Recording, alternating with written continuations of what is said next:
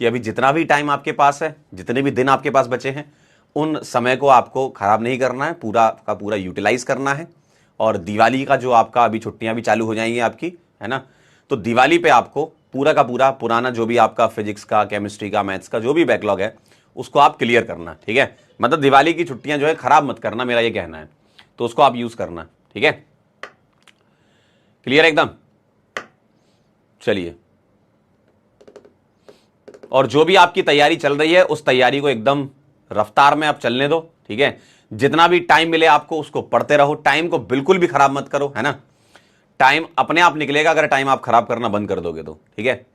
और आपकी मेरे ख्याल से 2-2 घंटे की क्लासेस यूजुअली हुआ करती हैं, 6 घंटे तो आपके यूं ही चले गए, ठीक है, जो पढ़ते हो आप क्लास के अंदर। उसके अलावा एटलीस्ट 6 से 7 घंटा तो आपको, कम से कम 6 घंटा तो आपको अभी पढ़ना चाहिए, जिसमें आप क्लास का रिवीजन करोगे, क्लास में जो होमवर्क देंगे उसको करोगे, और आप पीछे का कोई बैकलॉग नहीं होने दोगे। वादा करो पहले दिन, सिलेक्शन लेने के लिए आए हो ना कि भाई हम सिलेक्ट हो जाएं, जेई मेन में हम सिलेक्ट हो जाएं, उसके बाद हम जेई एडवांस में सिलेक्ट हो जाएं, एक अच्छे आईआईटी और अच्छे एनआईटी में हम जा पाएं, है ना। तो आप पूरी मेहनत, देखो अपनी तरफ से पूरी मेहनत करो। आपके हाथ में जो चीजें हैं उन पर आप पूरा फोकस करो, जो आपके हाथ में नहीं है, जो आपके कंट्रोलेबल्स हैं उस पर फोकस कीजिए, जो आपके कंट्रोल में नहीं है चीजें उस पर बिल्कुल फोकस मत कीजिए, है ना, कि पेपर कैसा आएगा, क्या होगा। आपकी अगर तैयारी जोरदार है, कॉन्सेप्ट अच्छे हैं, ठीक है, बहुत अच्छे से आपने रिवाइज कर रखा है, पेपर देने जाओगे तो अच्छा ही जाएगा, ठीक है। तो सिलेक्शन आपका कैसे होगा भाई साहब, बताइए कैसे सिलेक्शन होगा, बताइए, बोलिए सिलेक्शन कैसे होगा आपका। सिलेक्शन होने के लिए सबसे पहला है आपका क्लास, ठीक है, जो आप क्लास करते हो। क्लास में जो भी आपको पढ़ाया जा रहा है उसको ध्यान से सुनो, अटेंटिव रहो क्लास में। अगर आप क्लास में अटेंटिव रहे तो ध्यान से सुनते हो तो आपको रिवीजन में कम टाइम लगता है, आप कम से कम समय में भी चीजों को रिवाइज कर लोगे, ठीक है। तो क्लास करिएगा, जो आपकी क्लास है। सेकंड, क्लास में क्या क्या होगा, क्लास में होगा थ्योरी प्लस क्वेश्चंस, ठीक है। प्रैक्टिस भी हम जोरदार करेंगे, थ्योरी भी आपको पूरा डिटेल में बताऊंगा, ठीक है, ये हम चीज करेंगे। और क्या दिया जाएगा आपको, होमवर्क्स भी दिए जाएंगे जिसको आपको फोकस करके देना है। क्यों? क्योंकि असली खेल क्लास के बाद चालू होता है। जो आप क्लास में पढ़ते हो वो तो पढ़ना ही है, आप सेल्फ स्टडी कितनी अच्छे से कर पाते हो वो आपको ध्यान रखना है ना। क्योंकि सेल्फ स्टडी जो बच्चा करता है, जो खुद से पढ़ता है, जो खुद मेहनत करता है, सिलेक्शन उसी का होता है, ठीक है। आप अपने जीवन के रेट डिटरमाइनिंग स्टेप खुद हो, आरडीएस आप खुद ही हो, है ना। इसका मतलब यह है कि आप ही डिसाइड करोगे कि आपका सिलेक्शन होगा कि नहीं होगा। क्योंकि ये जो बैच है प्रयास 2.0, मैं तो शुरू से ही प्रयास बैचेस पढ़ा रहा हूं, जब से प्रयास बैच बनना चालू हुए हैं।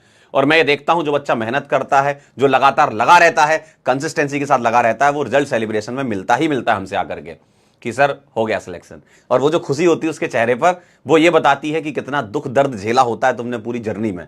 क्योंकि इतना आसान काम तो है नहीं, तुम लगातार, तुमसे कोई ऐसा बोल देगी यार लगातार 10-10, 12-12 घंटे पढ़ो, तो मतलब सोच रहे हो किस लेवल पे अगर कोई बच्चा कर पा रहा है ये, इसका मतलब उसका टेम्परामेंट किस लेवल पे है ना। तो बस वही चीज चाहिए होती है ना। तो होमवर्क आप करिएगा, थ्योरी प्लस क्वेश्चन होंगे, ठीक। अब इसके लिए क्या करोगे आप, इसके लिए क्या करोगे, इसके बाद आप रिवीजन करोगे, ठीक है, रिवाइज करिएगा, है ना। और रिवीजन डेली करके आइएगा। कोई भी क्लास में जब आप आए तो पिछली क्लास को कवर करके ही आएंगे, तभी तुम्हें समझ में आएगा।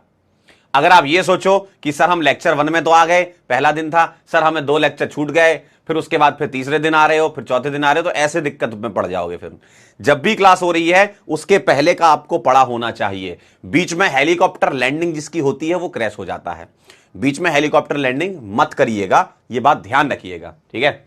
बहुत बड़ी चीज नहीं है, बस जरूरी है एक कंसिस्टेंट आपको रहना है। बस आप लेक्चर को अटेंड करते रहिए, है ना। हर एक बैच पीडब्ल्यू का, कोई सा ही बैच हो, सेल्फ सफिशिएंट होता है किसी भी एग्जाम की तैयारी के लिए, चाहे वो कोई भी ब्रांच हो, चाहे आपकी नीट ब्रांच हो, जेई ब्रांच हो, फाउंडेशन, कोई भी हो, कोई भी बैच हो यहां का, वो सारा सेल्फ सफिशिएंट बैच है ना। सारे मास्टर ताबड़तोड़ पढ़ाते हैं यहां पर। आप कोई भी बैच को उठा करके देख लो, बच्चे सेलेक्ट होते हैं, रिजल्ट सेलिब्रेशन में बताते हैं, आपको पता ही है, देखा है ना रिजल्ट सेलिब्रेशन, आना है ना वहां पर। और अगर आना है वहां स्टेज पे खड़े रहना है, और मतलब चेहरे पे मुस्कुराहट होनी चाहिए उस समय, तो वो तभी हो पाएगी ना जब वहां तक पहुंचोगे। वहां तक पहुंचोगे कैसे, मेहनत करोगे तो पहुंचोगे, मेहनत करने से वहां तक पहुंचते हैं। हार्ड वर्क को आप थोड़ा सीरियसली लीजिएगा, ठीक है, थोड़ा सिंसियरिटी के साथ पढ़िएगा चीज़ों को। और आपके साथ अगर आपके मम्मी पापा स्टेज पे दिखेंगे तो सोचिए आपका जीवन जो है और सोचो उसका वीडियो भी बन रहा होता है, जीवन भर याद रहेगा आपको, जीवन भर याद रहेगा कि यार ये काम मैंने किया था, है ना। तो अगर आप स्टेज पे दिखेंगे, हमें भी खुशी होगी और आपके घर वालों को तो बहुत ज़्यादा खुशी होगी। मम्मी पापा से ज़्यादा तो कोई सोच ही नहीं सकता अपने बच्चों के लिए, है ना। तो ये ध्यान रखिएगा, रिजल्ट सेलिब्रेशन, बस एक चीज़ ध्यान रखिए, रिजल्ट सेलिब्रेशन, ठीक है। और अपने ऊपर पूरा भरोसा रखिए, अभी भी अपने पास टाइम है, आप आराम से कर सकते हो। अपना तो चलो ऑर्गेनिक अभी स्टार्ट ही हो रहा है, तो आप तो पहले दिन से ही जुड़ जाओगे, लेकिन पीछे का भी कुछ बैकलॉग वगैरह है। तो अगर मान लो तुम्हारा कोई चैप्टर छूटा भी हुआ है ना, तो आप ये फोकस करिएगा कि हर एक चैप्टर में कुछ टॉपिक ऐसे होते हैं जो मैक्सिमम वेटेज कवर करते हैं। जैसे फॉर एग्जांपल केमिकल बॉन्डिंग नाम का एक चैप्टर है, उसमें हाइब्रिडाइजेशन का सवाल, वीएसीपीआर थ्योरी का सवाल, नहीं तो आपका एमओटी से बॉन्ड ऑर्डर निकलवा लेते हैं। तो उससे आप देखो पिछले 10 साल के खुद मैं क्या बोलूं, आप पीवाई की उठा के देखो, पिछले 10 साल के पीवाई की उठा के देखो, मैक्सिमम सवाल आपको वहां से मिलेंगे। इसका मतलब अगर मान लो कोई चैप्टर तुम्हारा पीछे का छूटा हुआ, आपको लग रहा है कि नहीं सर पूरा ही चैप्टर छूटा है, तो एटलीस्ट उसका वो हिस्सा कवर कर लें जो पिछले 10 साल में 80% पीवाई जिसके आए हैं। जो टॉपिक छूटा है एटलीस्ट उसके वो सवाल रेडी कर लें कि जो आपसे फॉर्मूले बेस्ड हो, जो बन जाए। कम से कम ये तो करो, कुछ ना करने से बेहतर है इतना तो तैयार कर लो, है ना।